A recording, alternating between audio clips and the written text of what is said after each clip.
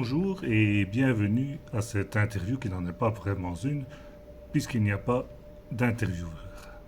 Je vais donc vous lire un texte que j'ai préparé et vous donner ainsi les dernières nouvelles des travaux entamés maintenant depuis 3 mois.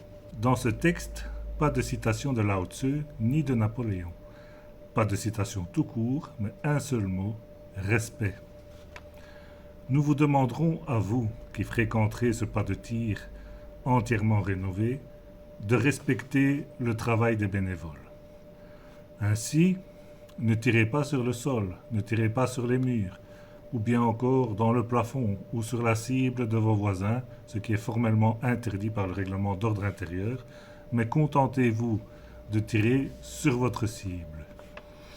Si vous n'y arrivez pas, réglez votre arme, changez de position, et si cela ne suffit pas encore, changez de sport. 3 mois. C'est plus ou moins le délai qui s'est écoulé entre l'arrivée des rouleaux d'Evergreen et la réouverture de demain. 3 mois que nous avons mis à profit pour rénover avec l'aide de volontaires le stand gros calibre et vous pourrez dès demain vous rendre compte du travail accompli.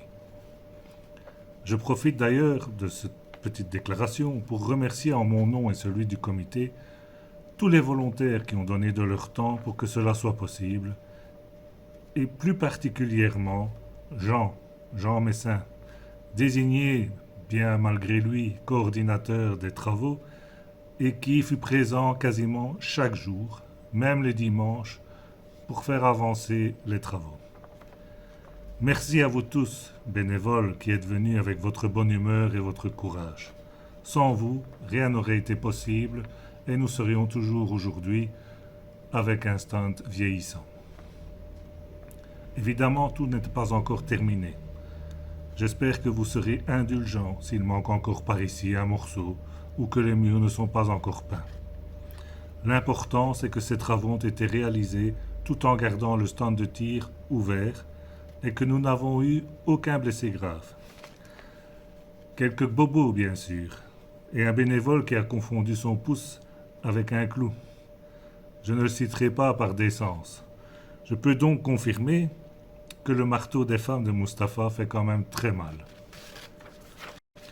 Je voudrais également vous parler de quelques projets que nous continuons de développer pour assurer la pérennité du club et pour promouvoir le tir sportif dans notre région.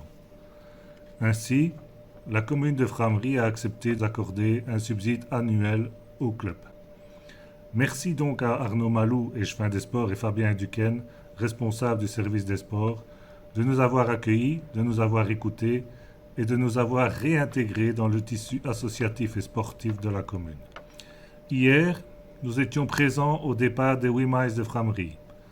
Nous serons présents également le week-end prochain au Frameries en fête, au parc de la Bouvrie.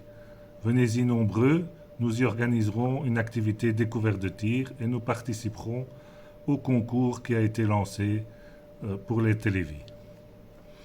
Nous ne restons pas inactifs non plus dans la recherche des différents sponsors et soutiens pour le club et pour les tireurs méritants. C'est le travail du commercial du club, Greg.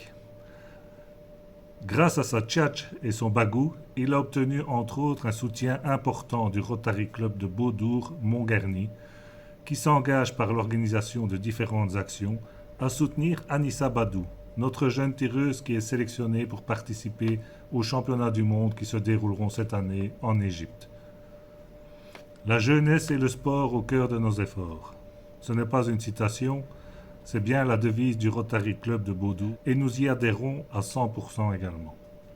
Nous devons favoriser en tant que club sportif l'éclosion de jeunes tireurs et tireuses en les aidant, en les sponsorisant, en les faisant monter au maximum dans leurs capacités. D'autres actions sont en cours également et d'autres projets sont dans les cartons. Mais pour aujourd'hui, je pense en avoir assez dit. Venez vous rendre compte et tester notre nouveau stand. N'hésitez pas à partager vos avis et émotions avec nous. Et comme le disait un célèbre président français, au revoir.